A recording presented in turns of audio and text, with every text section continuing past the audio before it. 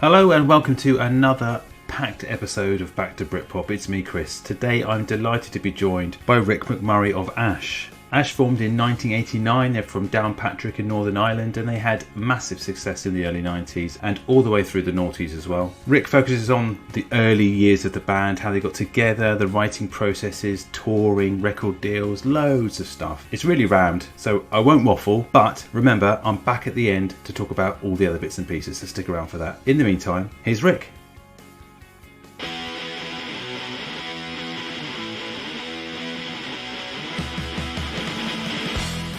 Welcome to the podcast, Rick McMurray. How are you? I'm doing very well, thank you. Yeah, I'm up here in windy Edinburgh, where I live. So yeah, I've been here obviously since March the 16th, which was the day we announced our tour was cancelling, unfortunately. So yeah, just riding out the lockdown as we all are. Has your lockdown experience thrown up any sort of surprises? Have you got to grips with anything that you've kind of been putting off over the years, or has it been a thoroughly depressing affair like most of us? It's been a learning experience and trying to sort of like take the best out of it, and just it's been an interesting sort of mental health journey. I remember right at the start of it, it's just like for the first month after we cancelled our UK tour, because we were actually touring in Europe at the time. We'd done like sort of, I think it was like 2.5, 3 weeks around Europe before the UK tour was due to start. So it really felt like unfinished business. At that point. It was like just very difficult to kind of accept. And obviously, we're thinking, a couple of months down the line, we'll get through the summer and then we'll do the tour in the autumn instead. But, very shortly after that, we came to the realization that this is going to be a longer thing. So yeah, I think when the tour moved to where it is now, which is basically it's all happening like exactly a year after it should have, it took a little while to kind of adjust to that reality as well. But yeah, I guess it's been sort of just kind of looking after myself mentally has become like a big priority. Are you getting to play the drums at home, or is that? Yeah, I've got drums set up. I've got like a room with like drum kits and guitar, and I've delved into playing guitar actually quite a bit in the last sort of 2 months, I think, which is something I haven't done for a long time as well. We're really quite getting into it and sort of falling in love with that side of stuff as well. So yeah, the drumming's taken a little bit of a backseat. But I've got a little kind of like this practice routine I just run through just to keep myself sort of physically capable every day as well. So yeah, it's only sort of like 20 minutes, but I feel like I do that and then I can sort of like get on with the rest of my day and sort of do maybe more creative things away from the drum kit. Who are your drummer icons growing up? What got you into hitting the skins in the first place? I think I started off, I think there was like a metal kid around the age of like 11 or 12. I think I remember having a conversation with my brother, sort of saying, what do you think the easiest job in a band is? I think it was like drums. I was like, okay. I think I was playing guitar at that point, but I sort of forgot about it. And then I think it was maybe like about a year later where I don't really know what happened. I was just listening. I can't even remember what I was listening to, but I just became like suddenly sort of very aware of what the drums were doing for some reason, and was just like started just tapping on my fingers. I was like, yeah, I could kind of do this, and it just sort of grew from there. Really, I got a pair of drumsticks, and then I think my parents ended up surprising me. Just I think it was like February. It wasn't Christmas, and it wasn't my birthday, but they turned up with a drum kit.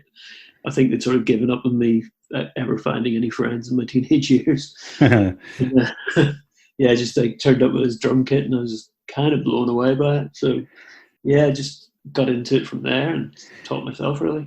Ever since that time where I was just like, I was just like noticing the drums and music. It was just like, I've got to get into this. And it's an interesting one as well, because I think a lot of the time with, certainly in Ash as well, it's like, and I find this sort of like writing my own stuff as well. It's like, it's really hard to tell if anything's good or not until drums are involved in it.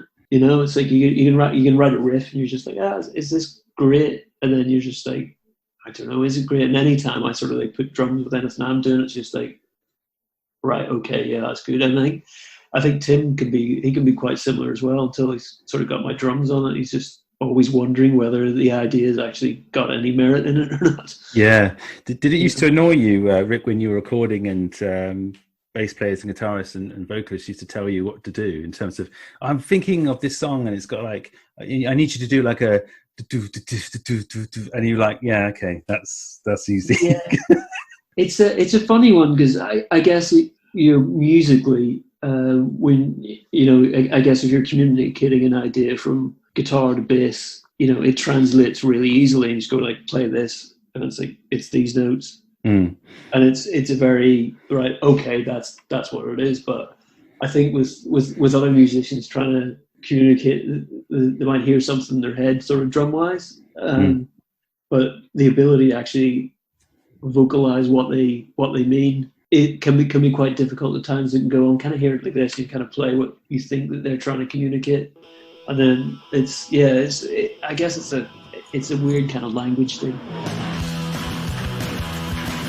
Did you guys have like a kind of vision in terms of what sound you wanted? Because you formed right at the end of '89, I guess, and in sort of early '90s is when you started to write and record and play live. Yeah.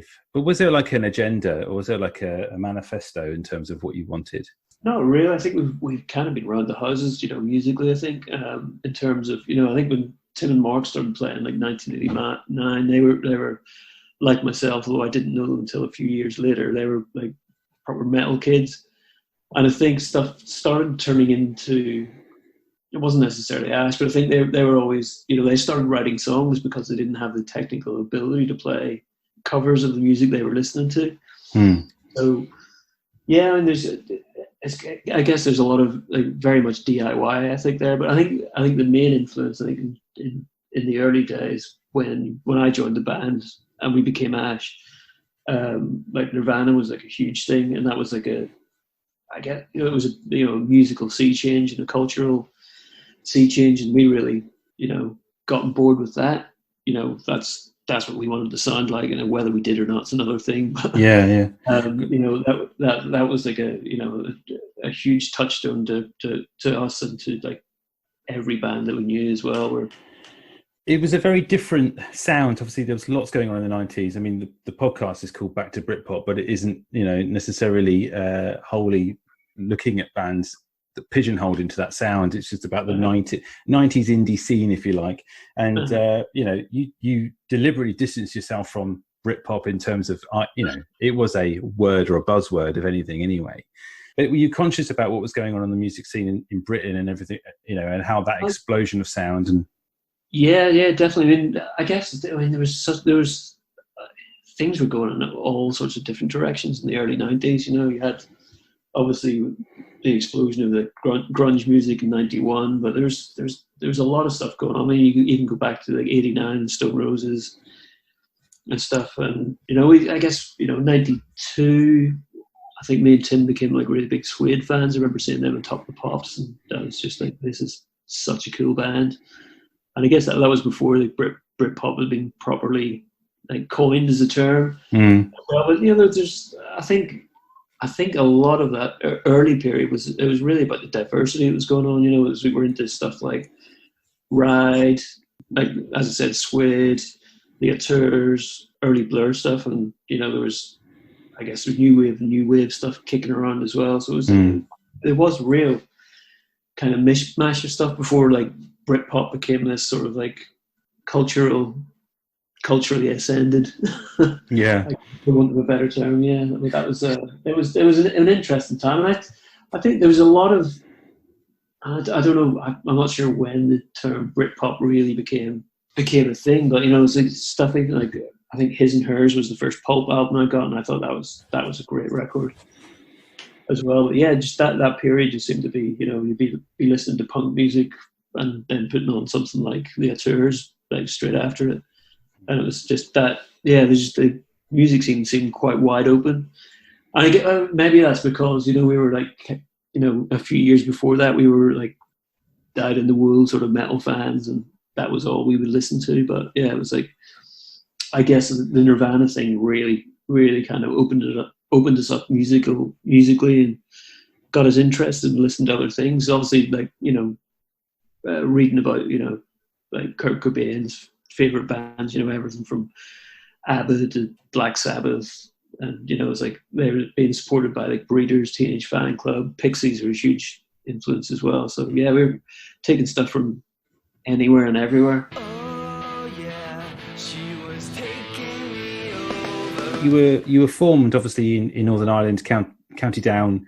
What kind of scene was going on there at the time? Were you itching to sort of make yourself known, you know, in England at all? Was there sort of like a need to go across, you know, and tour and sort of tread your wares? Yeah, I mean, there was definitely a scene. I mean, I guess even in our hometown of Downpatrick, you know, when Nirvana happened, there was God knows how many bands there were in like 1992. I mean, it's like a town of like, I think back then it was about a population of 15,000 people, but there seemed to be about 20 bands, which for us seemed like, you know, quite a lot. I guess, you know, coming from Northern Ireland as well, I mean, I guess in our younger years, there wasn't really many bands that we were aware of that were from Northern Ireland. I mean, it wasn't until after sort of we were, you know, I think it was around the time that we were signing a record deal that became aware of even the undertones. Personally, I guess I think, you know, just as we were getting started, there was like Therapy, and that was a big deal as well, because that was like, oh wow, there's music from here that's being released and they're going on tour in the world and people are writing about them in these magazines and stuff, and that was a huge deal. It was like opened it up that people from here can do this as well, and that was like a really empowering kind of moment for us.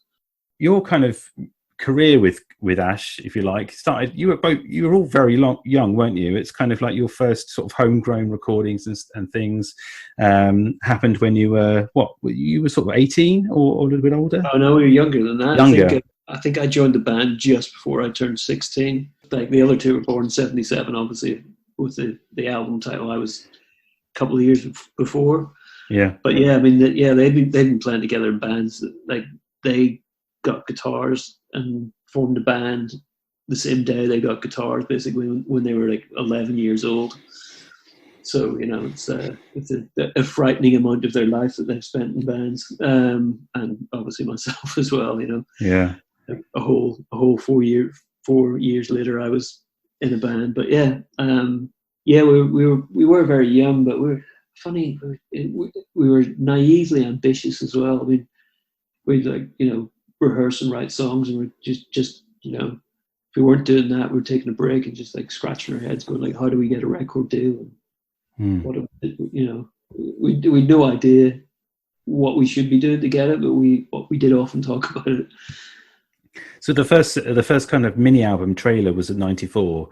From your memory, when did things start to happen in terms of record interest or record label interest and sort of A&R and things like that? Was there like a moment that you remember? I remember, and I'm struggling to remember the name of the label, but it was Dizzy, the same label that put out, it was One Little Indian, that's who it was, who we knew of them through Dizzy Chainsaw. I don't know if you remember those guys. Yeah. I think for the first few gigs, we did a cover of Love Your Money, which was great fun.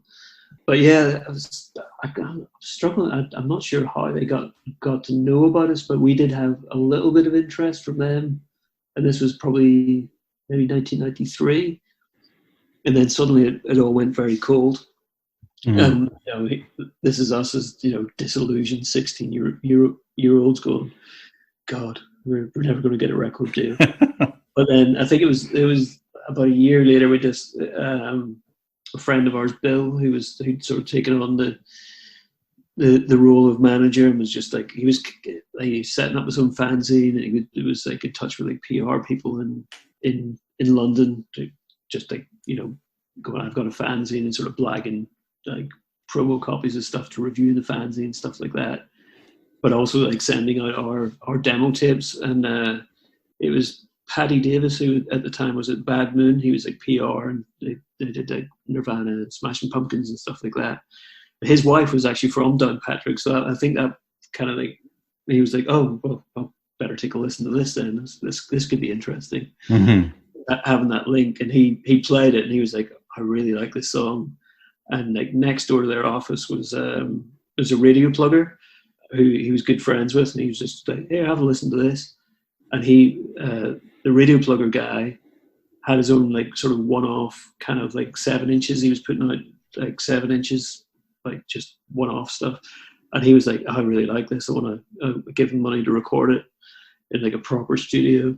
So we put out, it was Jack Names the Planets, and the guy who was putting that out was Stephen Tavener, who's to this day is our manager. We put it out, and we were doing like a gig in Belfast to launch it, and I want to say was that early '94 or maybe late '93, but yeah, we were putting that out when he came over for it, and we were like, we really need a proper manager, and he was like, "All right, I'll do it then." So yeah, it's a lot of it sort of is not goodwill, but it's based on a kind of like a feeling and a hunch, isn't it, from somebody that's associated with something or just feels something, and you know. Yeah, I guess just that little connection was enough to sort of get someone to sort of like listen to something.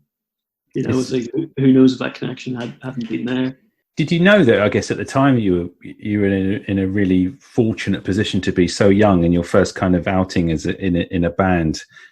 And the quality of what you were putting together was enough to sort of get you where you wanted to go ultimately. I mean, because it's not like that for hundreds of bands, is it? And just that little nugget of something that just like Jack Names the Planets. Just I think when Tim wrote it and they played it to us, we kind of knew that this was like a big kind of step up songwriting wise.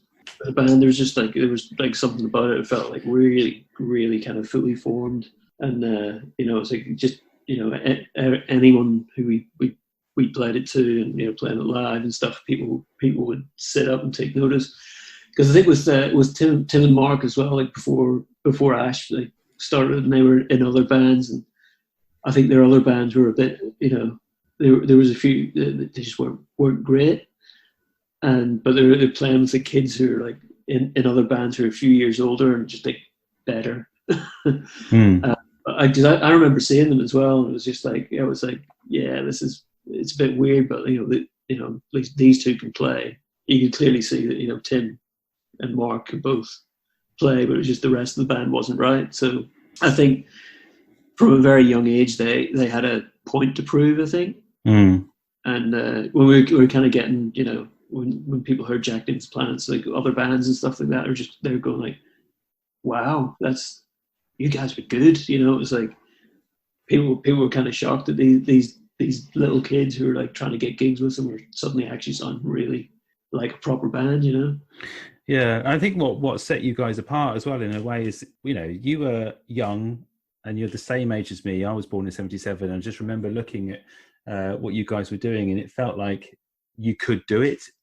I was in many bands playing in school halls and churches and things, and practicing and things, and trying to get the break, or writing music for the first time. And it just felt like Ash were doing what we would the same age, they were doing what we wanted to do, and it felt accessible, it felt raw. There was a stripped downness to it, which was refreshing. It was a 3-piece, but you were creating like a big noise. And there were all these pop references there as well, like if you liked sci-fi and you were into Star Wars and you like comics and things, you just from the artwork and the sound effects, it was just instantly accessible, and it just grabbed you and felt different. I mean, I guess going back to what I was saying about therapy as well, I guess that for us that was a geographical kind of accessibility. But I think a lot of people who kind of like around our age were going to their first gigs and stuff like that. It did feel like a real connection with us in the audience.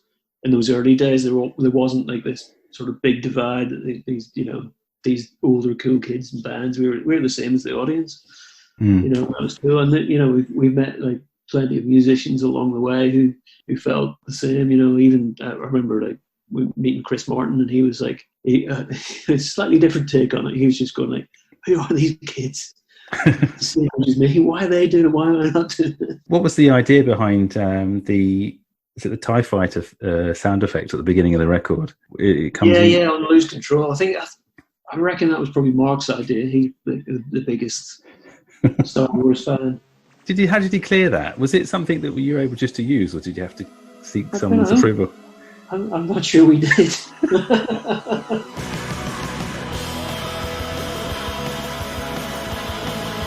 You were signed to Infectious, weren't you, in the end? Infectious Records. What was that like? I mean, was there a moment when you kind of just looked at yourself and just each other, and just sort of thought, crikey, this is actually happening now, and the realization set in? Absolutely, yeah. I mean, it was just like, wow, we've got a record deal. It was just insane. Is it? It's like big kids, and like putting out demo tapes and stuff like that, and getting excited. We also had parents going, it's like, like encouraging us not to forget about school and stuff like that, and going like, it was like 90% of bands don't get signed, blah blah blah, and it's just like, all right, we've proved them wrong. There you go. But yeah. I mean, that was great. I mean, I think our ambitions up to that time was to get a record deal and put a record out, and sort of we did I guess it was our first tour of the UK. I think it was probably done. I guess it was Easter holidays. We're on the mainland UK, and off the back of that, we got record company interest, and then a few months later we went back, and that's when we signed the deal. A couple of months later. So it was just like, this is amazing, but it's like it just happened like quickly. You know what I mean? It wasn't like, we were out doing our first tour and just having the time of our lives, and we got a record deal. Yeah. As well. So were you not really able to sort of at the time, I guess, or again looking back on it, you kind of thinking you maybe you weren't able to sort of sit back and take stock of what was physically happening. It was just sort of you were just going with the flow in some way. Kind of, yeah. I mean, like, Tav, our manager, was he was great. So we got the sort of first single. It was just like felt like we sort of got our foot into the music industry with him, and then he obviously knew record company people, and it's just sort of, yeah, he'd sort of talk to us. We got these people coming down tonight and stuff, and there's a couple of labels coming down, and I think we got the right one, but it was I don't know if like part of it felt like, okay, it's like, well, we got our first single out, so this is obviously logically the next step, and it's like great, and it just kind of kept rolling every time I think in the early days it felt like every time we sort of did something better would happen. Yeah.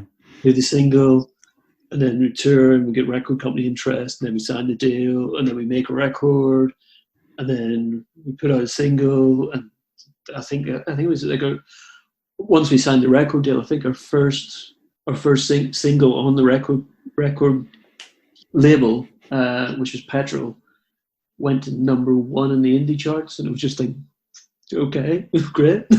Yeah. Just like it almost felt like we couldn't do any wrong, to be honest. And were you finding it difficult to write songs for the follow-up? I mean, I'm jumping ahead a little bit, but you had the whirlwind of 1977, touring relentlessly that, and just obviously that would have been an absolute grinder of a schedule for you, I'm guessing, for 3 years. Even just to rewind a bit, I think writing 1977 was pretty weird weird time, because obviously we'd done Trailer, and we kind of like used up all our songs from the demos, apart from Girl from Mars, which was one that we purposely kept that in the back pocket. It was like Trailer was the kind of, that was to sort of go out and introduce herself to the world, kind of thing. And we were still at school at this point as well, so it was like limited touring, little bits and pieces. But Girl from Mars was kept in the back pocket, and then I guess once that came out, then we were kind of doing the touring, like international touring of Trailer, like at that point, because we'd been in school up to then. So it was kind of a little bit of a weird way to do things. But having Girl from Mars kept back, that was the kind of this stroke of genius, and that kind of coincided with our most commercial release, with us being able to go out and just tour as much as we wanted. So that was great. But then we were kind of like, Kung Fu, Girl from Mars, Angel Interceptor, which were written at that point. And the rest of that was either written on, like, in, I don't know, like Japan, in hotel rooms, or in Australia somewhere, or on tour in America.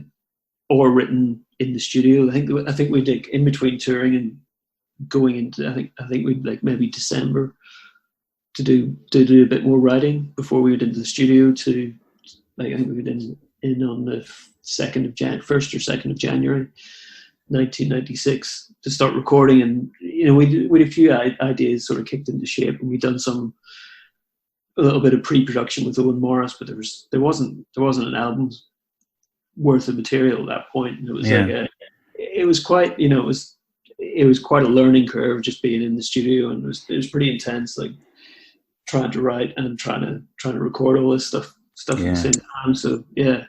Was any pressure registering with you guys at that point? Or were you just like still euphoric about what was happening? Yeah, I mean, I think well, probably for Tim, like towards the end of the album, I remember like Owen at one point saying like we need one more song, and like Tim sort of like having to disappear, and he's like, I've come up with this, and that was Lost in You, which is an absolute corker of a song. So, but he was like, I think around that time he kind of thrived in the pressure, and I think there was like a really good, I guess, feedback loop between us, like releasing singles, and sort of getting press, and like everything kind of going well, just the the excitement of the newness of everything, and it just really boosted our confidence, and we felt that almost like everything was there for the taking. You were kind of touring with some big acts as well across the States. So we have Weezer you were supporting. That must have been like quite an interesting time as well to get some like feedback from them, I guess, because they were doing extremely well at the time as well. Yeah, well, I think I really, it's one thing I really remember was Rivers would. I think there was a lot of tension within Weezer at that point. And Rivers would often come out and hang out with us in our dressing room. But because he's a very shy individual, but he's like eventually he'd open up a little bit, and he was just fascinated by in particular Goldfinger and just the chords in there, because he'd gone to he went to music college after the first album and like studied and stuff, and he was just going like, how do you write chords like that, and how do you put it together? And just it's like every time I write something, it's just like really obvious chords, and I try and do stuff that's a bit weird, but it never works. And yeah, it's just like that was quite mad having him just like dissecting. And Tim's just like, I don't know, just like I just kind of played it and it sounded good. This decision to get a fourth member of the band as well, how long was that bubbling away with you guys? Was it a decision that came quite quickly, or is it something you were had in the sort of in mind for a while? I think it was probably the Weezer tour that did it, because just like hearing them tonight, the two guitars, we having recorded, Trailer and done the 1977 record, we were very aware of, just how many guitars we were throwing onto each song, and that compared to what we were doing live was a very different thing. So yeah, like touring with Weezer kind of really kind of cemented that idea.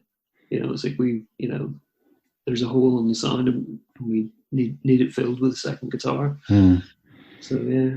And in terms of the recruitment of Charlotte, was that just something you put out? Did you know her, or was it? Did you have to sort of audition or at all, or what's the situation? I think Tim had his eye on her. He'd heard about her through like a mutual friend in London, and he was just like, I think she could be good.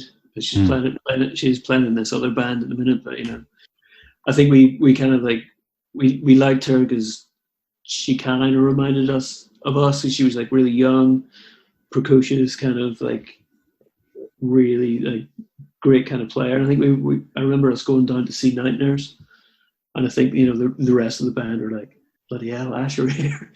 And I think they kind of thought they might be getting like a support tour, but unfortunately for them, we just God. It's like a Simon Cowell X Factor experience. Like yeah.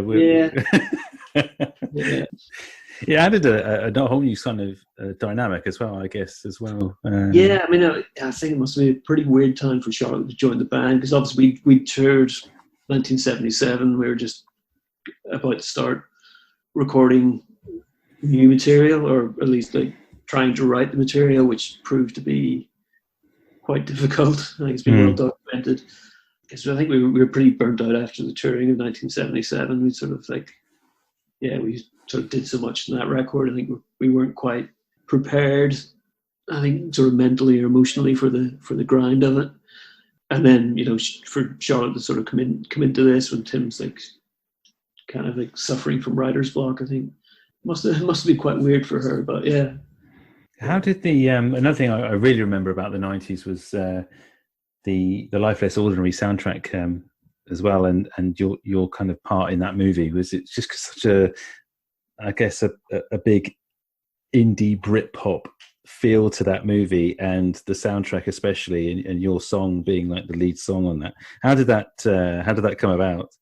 I think Danny Boyle, I think when he was editing Trainspotting, he said he used to like edit stuff to, I don't know if he was using nice tracks or what, but yeah, I think it was just around, I think it was just after Trainspotting was just finished, he was kind of gutted that it was all kind of done and dusted before he could get us involved. So he was just like, I've got to get this band in to do this. And we were like, yeah, great. And yeah, it was pretty exciting. It was the first thing we did after 1977, first thing that we'd recorded for a long time. It was like, I guess we'd been away on tour for, I don't know, 18 months or something like that. And like no writing had done during that period.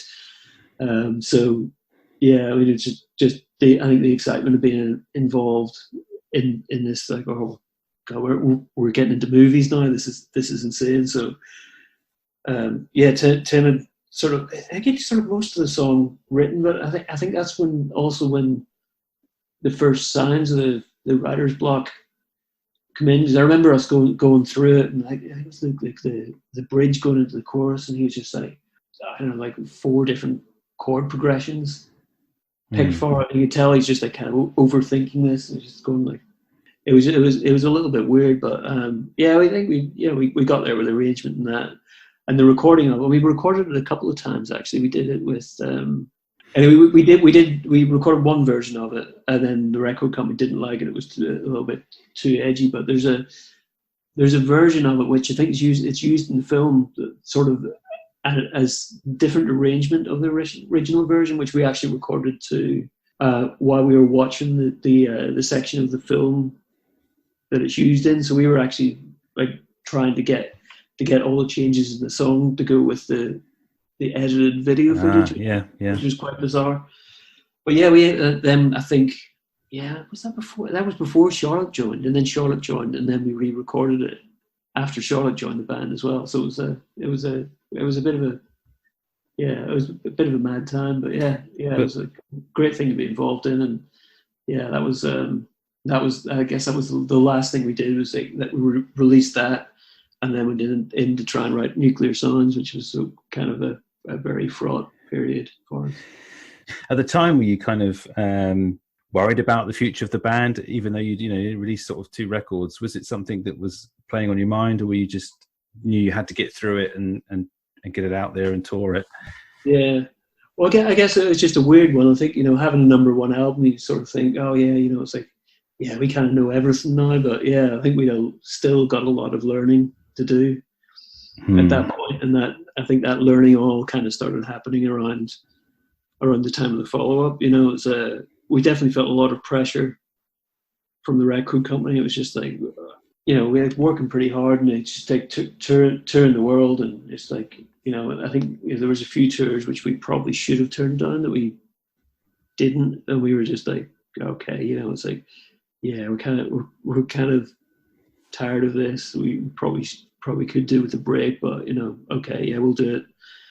And that happened for, I don't know, maybe about 6 months, when we probably would have been better just to say no to stuff, take a bit of time off, and kind of think about what we want to do for the next record. And then we'll suddenly finish the touring, and it's like, right, where's the next record? And we're like, we've only just finished touring the last one. We haven't time to write anything. So that was, yeah, Tim was feeling the pressure. We went to this like residential studio to try and, get away from everything and write. But it was just, it was then it was the four of us there, plus our live sound engineer we'd sort of kept on to kind of, help us record demos and stuff like that. So there's just five of us living in this weird little cottage farmhouse in sort of somewhere between Gatwick and Brighton. And it was just a very isolated, like, I remember we were there for like eight or 12 weeks. I think it was from like sort of end of September up until Christmas, something like that. And, I think everyone just kind of wanted to be home, but, knew we have to be here to write. And it was, I think Tim had kind of locked himself away, and he was just, I think he was coming up with ideas and just going like, oh, no, not good enough, and just wouldn't play stuff to us. So yeah, it was tough, and it eventually sort of like him and Mark were kind of just having a row, which was probably the right thing. It cleared the air, and it's just like, just play us whatever you got and we'll start working on it. And I think once we sort of got past that, things started to flow a little bit more. But yeah, it was a tough old time. Do you kind of look back at it, with some, fond memories as well, or do you look back at it as a time of stress and something that was maybe not necessarily the right thing? Well, I think with that album, it's something that we kind of don't really play a lot of stuff off. I think because it does remind us of quite a dark, heavy time. But I think we've gone back to, I think, did we do a listening party on it? And it was like, oh wow, it's an interesting record, and it's like, it's got some. It's a weird kind of schizophrenic record, because it's either really doomy and gloomy, or it's just really sort of like angsty and in your face. Yeah. It's like it's an interesting one, but there's some, but then there's like, there's tender moments on it, like Aphrodite and I'm Gonna Fall as well. So it's I mean, I think it's a real, I guess, out of any record that we've done, it's a real document of how we felt emotionally at the time, Yeah, but you were lucky in a sense that you were able to move past it, and I guess then just to continue to write and record together, and it never really stopped for you. I know there was a little period of like some downtime for you all, and then you came back with more recordings and more ideas and more albums. Well, I guess, it's like, as I was saying earlier on, we had this sort of like, from when we put out our first single, it just felt like everything was happening.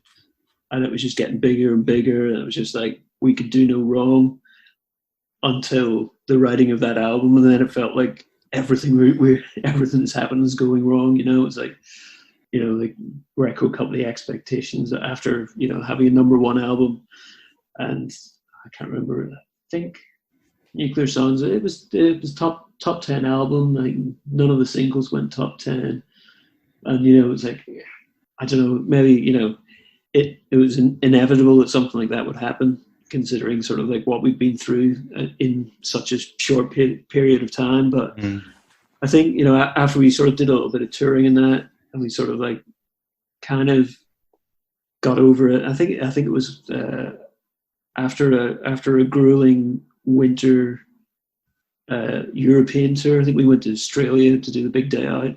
After that, and it was winter back home. It was like summer in Australia, and it was just like, you know what, things aren't too bad. We're in Australia having the time of our lives, and that's I think that kind of changed the mood of the band. We're like, you know what, we'll survive this, and we'll go on. We'll make a even better third record.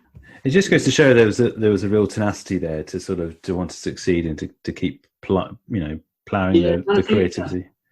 I think being so young as well, it's like, we'd gone through all that, and it's like, I guess, 1998, I was 23, Tim and Mark were 21, and we're sort of like going through our difficult third record at that point, so it's quite bizarre, we're at that age, and we're sort of like going, yeah, we've experienced the highs and we've experienced the lows of the music industry. Yeah. Did the writing record tour kind of repeat cycle kind of then just feel a bit more natural after that, and just feel a bit more comfortable for you once you've gone past that those sort of turbulent, darker times? You felt more settled within yourselves, and just did the whole process, just did it feel more relaxing or more relaxed for you? Yeah, in a way. I mean, I guess, after, Nuclear Sounds not performing as well as, like a lot of people had hoped, I guess we didn't have that sort of like pressure of like, where's the follow up? Because, as far as the record company were concerned, there's no big number one album to follow up here. So I think at that point, and especially this was, I guess, like, late 99, early 2000, when we were writing that record, we're like, we need to take our time on this and make sure it's right. While we're writing it, we're seeing a lot of contemporaries as well, like having their, being dropped or having like album shelved and stuff like that. So we're like, the record company said they want to do a third album. We're like, we're going like, this could be our last, so we better make damn sure that we, if it is our last record, we're going out in the biggest high we can possibly get.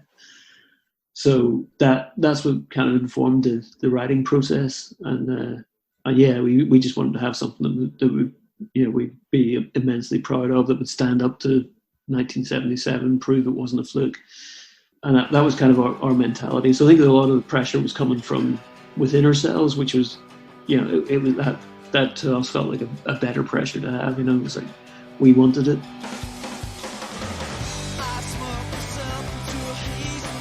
But then you've got the 25-year anniversary, which is coming out. Well, it's out now, isn't it, as well? The Teenage Wildlife album. Yeah, that will actually come out earlier this year, and we would have been touring that if it wasn't for the current predicament we find. Yeah.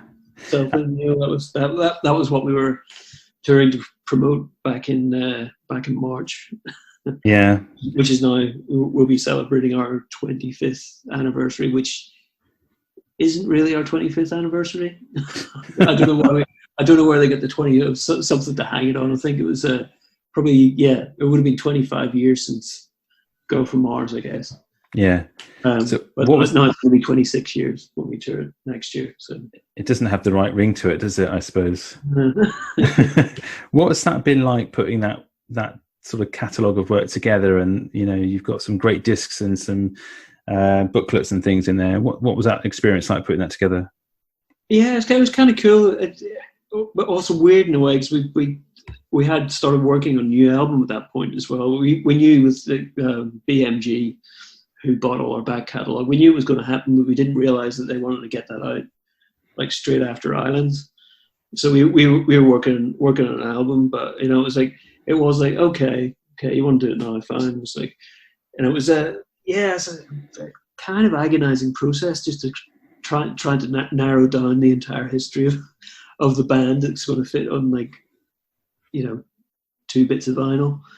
So it was like, trying to get the track listing done. I think once we got it done and once we got it out, we were just like, you know what, this is kind of cool.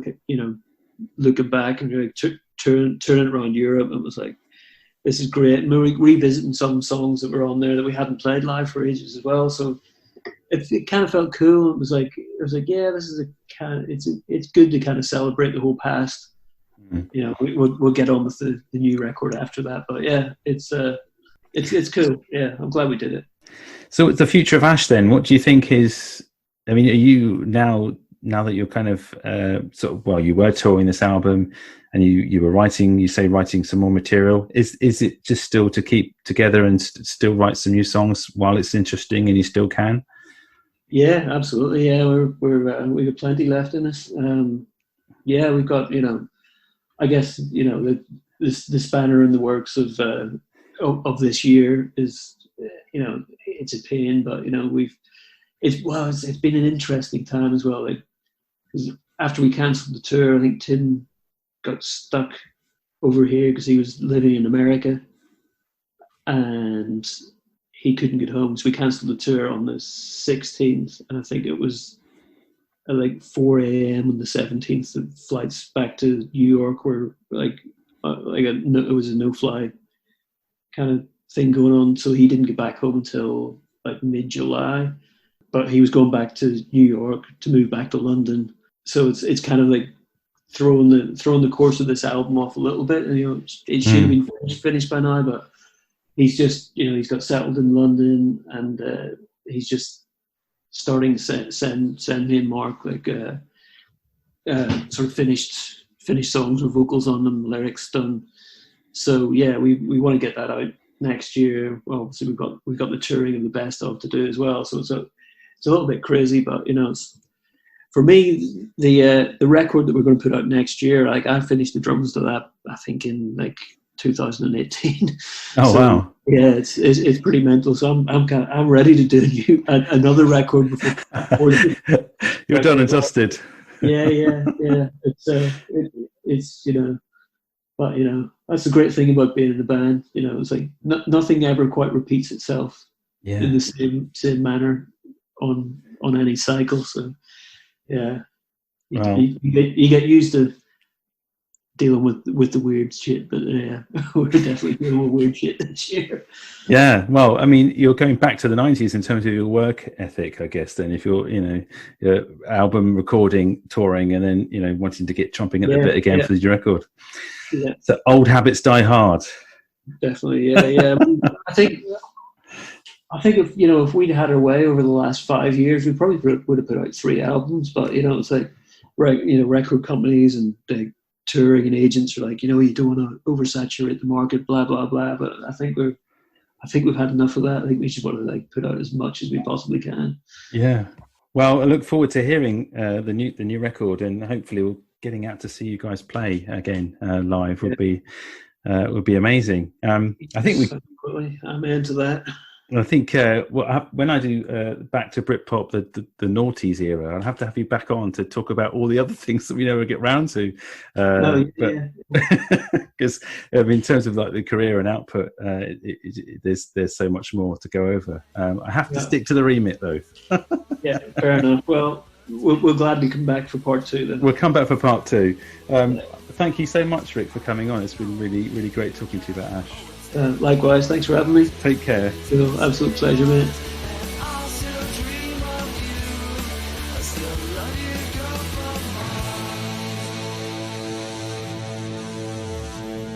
Big thanks to Rick again. It was an absolute pleasure talking to him about Ash. Really fascinating story, and still loads more to cover. You never know, there might be a part 2 if I ever do any more noughties podcasts. Just putting it out there, it might be a thing. So this is the bit of the podcast, as loyal listeners will know, is where I ramble. So again, thank you for all your support. If you want to support me financially, buy me a coffee on Ko-Fi. The link is in the show notes. It's £3. It's a one-off payment, or if you can pay more than that, that's amazing. Thanks to all those who've done it so far.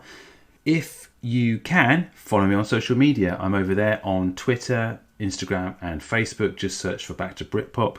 And also, if you're able to, and I know I say this every episode, but write a review, rate and subscribe on Apple iTunes. The reviews really help and the ratings really help. It's a really big crowded market for podcasts, as you probably are aware, and those sort of things really help. So that's all the begging and the waffling out of the way. I hope to see you again on the next episode of Back to Britpop. Take care.